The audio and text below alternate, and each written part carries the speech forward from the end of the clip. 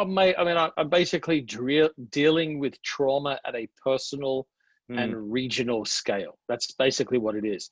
The city feels like it's on life support, going through yeah. tremendous pain. I mean, the city feels deserted. It feels depressed. It makes you want to weep, honestly. I mean, if Mm, to see New York at its best and then to see it like this is very heartbreaking.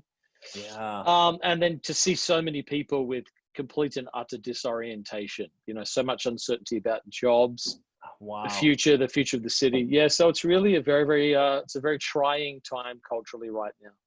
Wow. I think of the Book of Lamentations, where he's describing how lonely the city sits, this beautiful city that's been devastated and just ripped Yeah. apart. Yes.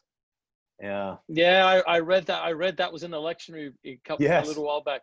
And I read that and I was like, that's what it feels like right outside my door. Yeah. What? I mean, it's heavy, man. I mean, I'm an optimist by nature. Yeah. One of my spiritual gifts is faith. So I'm a believer and I Mm, believe for big things. But I don't want to spiritually bypass this, man. We're gonna sit. We got to process sort of the shared grief, the loss of so many good plans that yeah. will just that they're not going to happen. They're not going to be realized. So yeah, part of the pastoring work I think is helping people navigate that with biblical hope. It's like, how do you grieve but not as those without hope? How do you do that? And I think that's the art that we're learning Wow. at the moment. So, Yeah. and that shows up in preaching for sure. How to find that tone that walks the thread between acknowledging pain and loss, but also providing biblical perspective and hope. It's an art form right now, not one that I've mastered, but one I'm learning Yeah. in with a very, very high curve right now.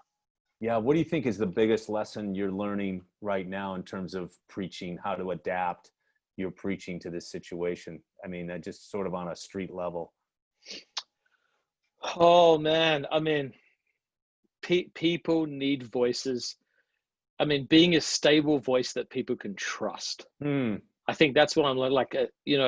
Jesus said, "My sheep hear my voice; they follow me." There's something about a shepherd's voice, a stable voice of leadership and care, that I think people look to, not to wave a wand over and fix everything, not to throw out little quips that sound good in a previous era, but to just say thank you for being a consistent voice.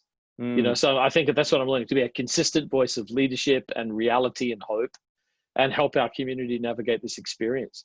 So Yeah. to me, I don't have a teaching gift. Nobody who knows me says Jon's a good teacher. I have a gift of exhortation that's talked about in Romans 12. So to Hmm. come alongside and to exhort through the word. And so yeah, I'm trying to now to have definitely a more pastoral tone, and to live in reality, and also it's basically the art of rejoicing with those who are rejoicing and weeping with those who are weeping. Yeah. Sometimes not even in the same sermon, sometimes in the same point of the sermon. If you enjoyed this conversation from the Monday Morning Preacher podcast, discover the full episode at preachingtoday.com/podcast.